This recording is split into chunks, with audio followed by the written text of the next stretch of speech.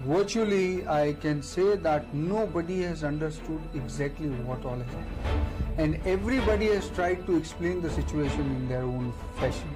And so much has come that if I read all the news, then I also will get confused on what exactly has happened. कभी आपने सोचा है कि आप middle class family में पैदा हुए और 30 की एज तक आपके पास इतना पैसा हो जाए कि आप उसे गिन भी ना सको, आपको स्टॉक मार्केट का बुल बुलाया जाए और जो भी स्टॉक का आप हाथ लगाओ वो हवा में उड़ने लगे। That's a great situation. सुन के ही दिल खुश हो गया ना। ये जो बातें हमारे दिल को बहुत खुश कर रही है, ऐसी ज़िंदगी एक बंदे ने जी है जिसका नाम है हर्षद शांतिलाल मेहता। उसको स्टॉक मार्केट का बुल बुलाया जाता था, बिग बुल, और या फिर ऐसे इंट्रोड्यू कि जो मास्टरमाइंड था स्कैम 1992 के पीछे। ये स्कैम इतना बड़ा था, अगर इसको आज के रुपये में गिने तो वो होगा 24,000 करोड़। इतना बड़ा कि जो नीरव मोदी और विजय माल्या ने किया देश के साथ, वो तो काफ़ी छोटा लगने लगा। हर्षद शांतिलाल मेहता, राजकोट में उनका जन्म हुआ और मुंबई में ही बड़े हुए। अपना ग्रेजुएशन कंप्लीट करने के बाद उन्होंने 8 साल तक अलग अलग जगह पे छोटी मोटी नौकरी कर। But I can say that I had the opportunity to have exposure in my life of ups and downs of various different business, going through the different cycles, business cycles. If I go back in my olden days, yes, I feel that I don't think any MBAs or any business person gets this kind of exposure like what all I have got, and I got the practical exposure. Stock market का पूरा knowledge लेने के बाद हर्षद मेहता ने खुद की एक company खोली और उसका नाम रखा ग्रोमोर। ग्रोमोर के चलते हर्षद मेहता इतने फेमस हो गए कि जैसे वो BSE के मालिक ही बन बैठे। हर्षद मेहता ने मुंबई में 9 अपार्टमेंट्स खरीदे।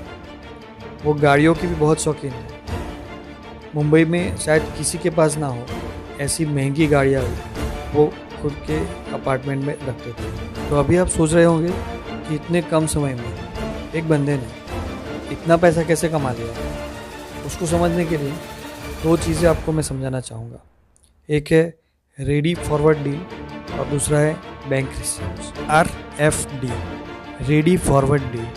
इसमें एक बैंक दूसरे बैंक को अपनी सिक्योरिटीज़ देता है पैसों के लिए, जिसके लिए वो एक ब्रोकर को अप्रोच करता है। बैंक 1 ब्रोकर को बैंक रिसिप्ट्स और अपनी सिक्योरिटीज़ फॉरवर्ड करता है, जो कि ब्रोकर बैंक 2 को फॉरवर्ड कर देता है। अभी बैंक 2 बैंक 1 के नाम का चेक बनाती है और अमाउंट डायरेक्टली बैंक 1 को देती है। कोई भी बैंक दूसरी बैंक के नाम का ही चेक बनाती है, कभी भी ब्रोकर के नाम का या फिर किसी इंडिविजुअल के नाम का चेक कभी नहीं बनता है। लेकिन हर्षद मेहता के केस में ऐसा नहीं हुआ, क्योंकि हर्षद मेहता बहुत ही रेप्यूटेड ब्रोकर था। बैंक्स ने सारे चेक उनको ही डायरेक्टली देना शुरू कर दिया।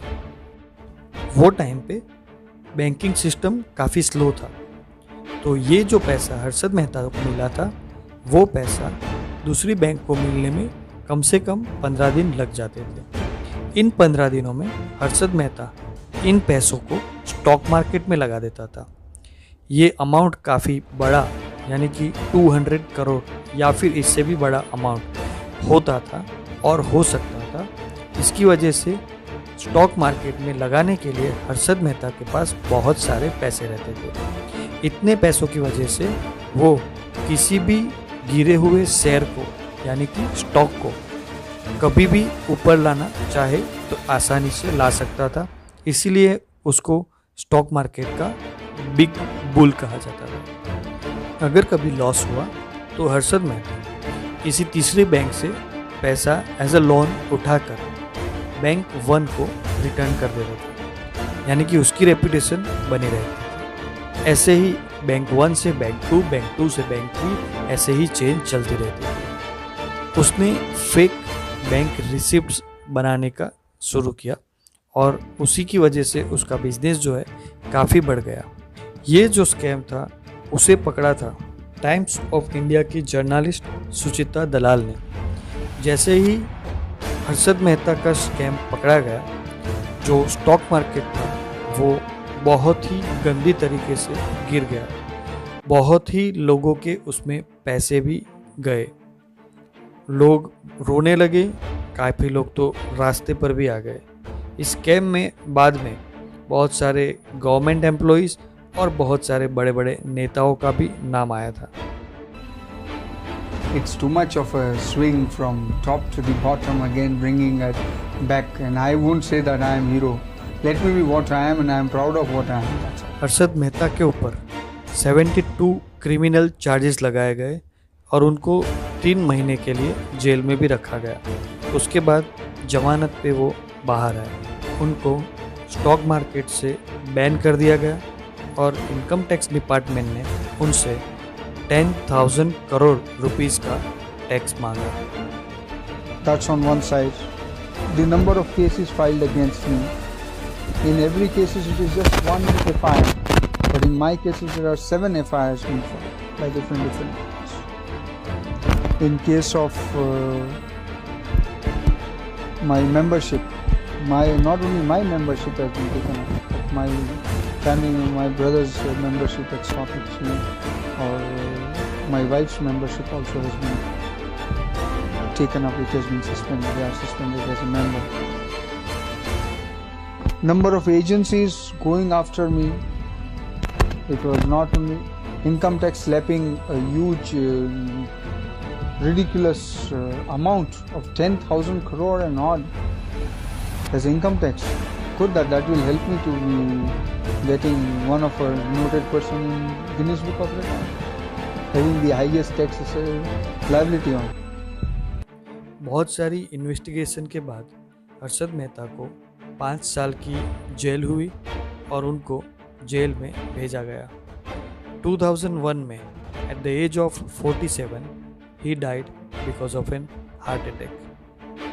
बहुत सारे लोग अभी तक ये मानते हैं कि हर्षद मेहता ने कोई क्राइम नहीं किया था। He just used the loop hole in the Indian banking system, जो कोई क्राइम नहीं था। बहुत सारे लोग ऐसा भी मानते हैं कि अगर हर्षद मेहता को अरेस्ट नहीं किया गया होगा तो अभी आज इंडिया का स्टॉक मार्केट जो है वो सबसे ऊपर होता, क्योंकि वही बंदा था जो स्टॉक मार्केट को हमेशा ऊपर ही